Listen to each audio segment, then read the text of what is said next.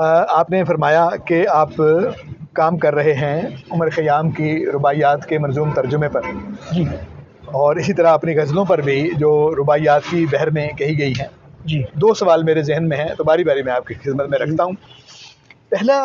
پہلی بات سر جو آپ کے خدمت میں ہے وہ یہ ہے کہ جب آپ عمر خیام کا ترجمہ کرتے ہیں تو ظاہر ہے آپ نے اس کو پہلے بھی پڑھا ہوا ہے لیکن پھر آپ اسے بالاستعاب پڑھتے ہیں جی اور اس کے صرف جو موضوعات ہیں جو زیادہ تر ظاہر خمریات سے متعلق ہیں اور بھی ہیں بات لیکن اس میں فن کی اور آرٹ کی باریکیاں جو ہیں وہ بھی خاص طور پہ آپ کے نظروں میں آتی ہیں. تو اردو شاعری جو ہے اس نے ایک بہت بڑا حصہ جو ہے اپنے اسالیب کا اپنے موضوعات کا فارسی شاعری سے اٹھایا ہے. مثلا ہم کہہ سکتے ہیں کہ جو اس نے رنگینی ہے وہ حافظ سے لی ہے جی جی یا جو اخلاقی اور عالی جو مضامین ہیں وہ سعدی سے لیے ہیں جی یا جو تمثیل کی روش ہے وہ عطار سے لے لی ہے جی یا اور اس طرح اور باتیں کی جا سکتی ہیں. سنائی ہے. تو اس تناظر میں ایسا کچھ ہے جو اردو شاعری نے عمر خیام سے لیا ہو؟ بے شک فنا کی ہولناکی. کیا بات ہے، واہ واہ آپ خیام سے. واہ واہ. اچھا یہ آرٹیزن وہ بہت بڑا ہے ظاہر ہے. یہ جو کوزا چاک یہ ایسا نہیں ہے، وہ مولانا روم نے بھی کہا خود جی ہاں. کوزا خود کوزا کرو خود گلے کوزا. لیکن خیام کا کیونکہ مستقل موضوع ٹھیک ہے اور یہ خیام کا ہے. بالکل. راشد نے وہ نظم لی جی جی. اور ظاہر شاعروں نے اور یہ مضمون بھی پھر لیا، یہ جی نظم جب لی ہے جی اور مضمون کوزا بھی لیا. آیا ہے تو وہ جو مدفون پورے کا شہر پورا ماحول ہاں کہ شہر مدفون پر وقت گزرے اور وہ کوزوں کی تہذیب پالیں تو پالیں. حسن کوزا گر کو کہاں لا پاس سکیں گے وہ لوگ آگے تک ہے نا، وہ فنا سے آگے تک جاتا کبھی ہے. جامع مینا کی لم تک تو کسی طرح آیا ہے فنا کا مضمون جی بھی ساتھ. اسی طرح آیا. بہت اچھی اور بات ہے. سودا سے سر اس سے پہلے کے نشانات بھی ہوں گے دکنی شاعری میں، لیکن سودا کا وہ جو شعر ہے دیکھا ایک روز میں جا قصر فریدوں کے پہ در اوپر ایک شخص جا القد زن ہو کے پکارا کوئی یہاں ہے کہ نہیں. کوئی یہاں ہے کہ نہیں. واہ. اب وہ بنیادی طور پر خیام کی ایک ربائی اچھا واہ.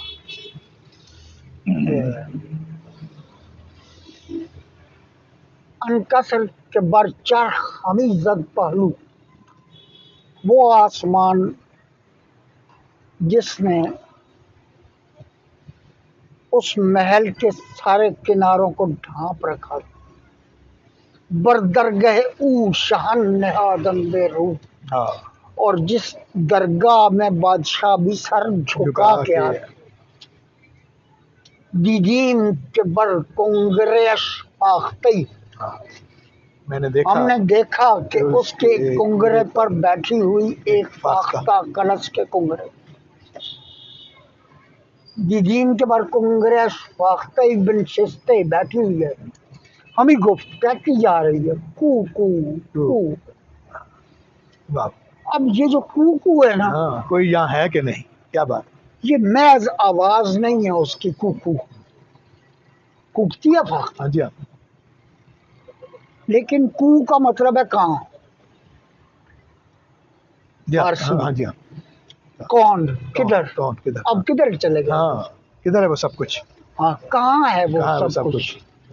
اور پھر آپ یہ دیکھیے کہ اسی تسلسل میں انکسر کہ جمشید درو جوم گرے، آہو بچے کر دروبے آرام گرفت، بہرام کے گور بھی گرفتی ہمیں عمر، دیدی کے چگونے گور بہرام گرفت. ہاں پھر وہ قصر تھا جمشید جہاں جام بکف، آہو کی زچاگاہ ہے روبہ قرار.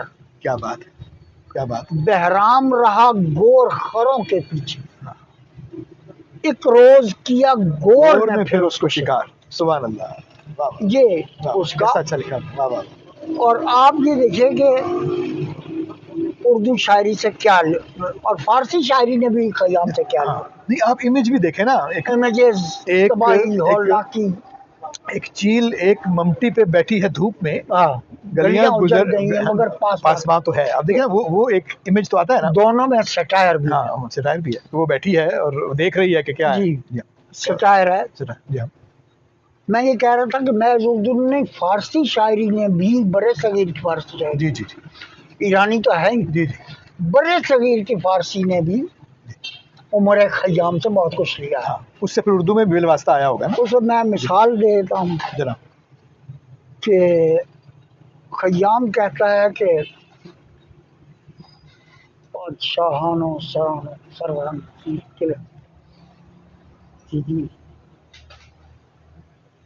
روحائے چمہ تر گئے اے دیدے اگر کور نہیں گور پہ دے، ٹھیک.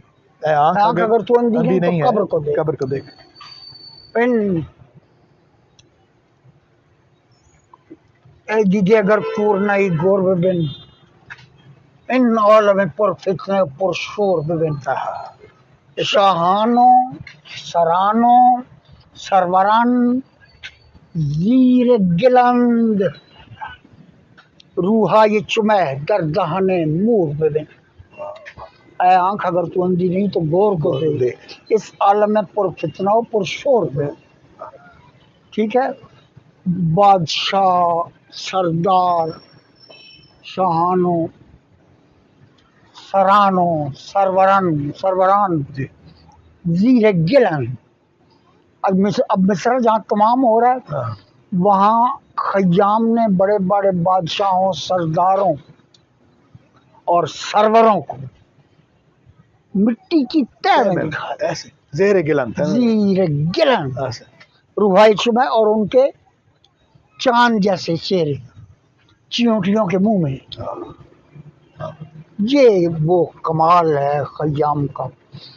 خیام کے بے پناہ ترجمے ہوئے ہیں. ٹھیک ہے. بے ثباتی دنیا کا جو ایک مضمون ہے، جی. ٹھیک ہے، جو عمومی طور پہ ہم پڑھتے ہیں، بچوں کو خیام پڑھاتے ہیں. آج کا شاعر ہے. وہ کہتا ہے کہ آج جو کچھ ہوتا ہے ٹھیک ہے دریاب دمی کے بعد تراب بھی گیا، ٹھیک ہے. بس وہ تلاش پیشار پیالے رکھ شب بھی گزرا، بس پیالہ لا چونکہ شب جا رہی. بالکل. اب آپ یہ دیکھیں کہ خاص آج طور کا شاعر کا پر مطلب images ہے، ہیں. آج کا شاعر کا مطلب ہے حال کا شاعر، حال کا لمحہ موجود کا لمحہ موجود کو ماننے ماننے والا والا. ایک بہت بڑا متشکک. ایسے ماضی کے بجائے اور مستقبل کے بجائے جی. حال پر تکیہ کرنے والا. حال کو لکھنے والا، حال پر تکیہ کرنے والا. جناب اب اردو میں بے پناہ ترجمے ہوئے، فارسی نے شرح ہوئی، انگریزی کا ترجمہ پتہ ہی ہے آپ کو جی جی کہ جیرلڈ کا جو مشہور ترجمہ. جی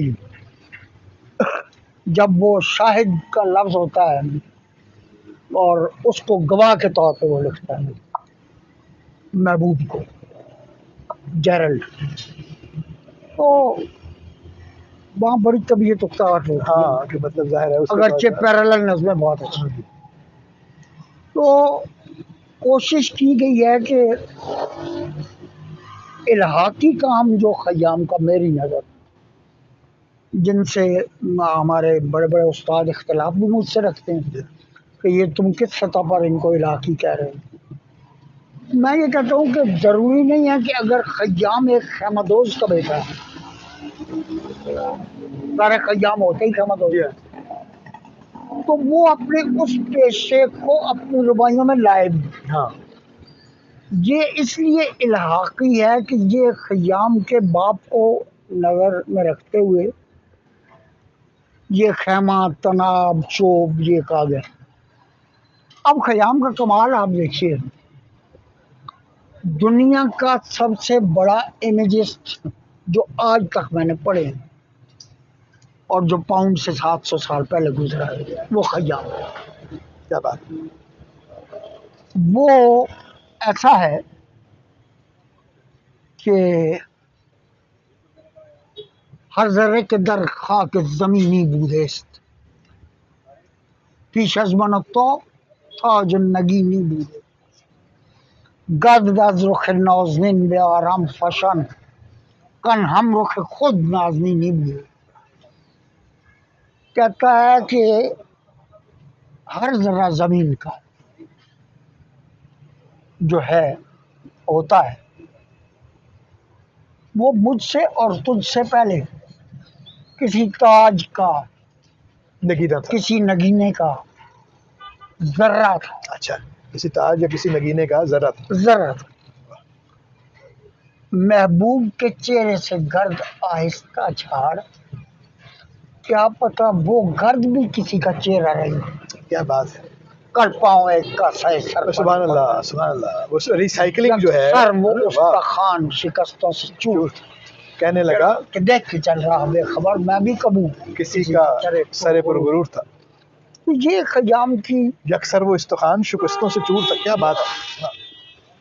وہ ظاہر ہے ہاں، تخلیقی کیا استفادہ ہوتا ہے، ایسے ہی کیا بات. تنظیر جیسا آدمی. اچھا پھر جب میں یہ کہتا ہوں نا وہ امیجز بہت بڑا ہے، اسی بودیست سے یاد آئی کہ ان کوزے چمن عاشق زاری بودیست، یہ کوزہ میری طرح کوئی عاشق زار ہوا کرتا، واہ.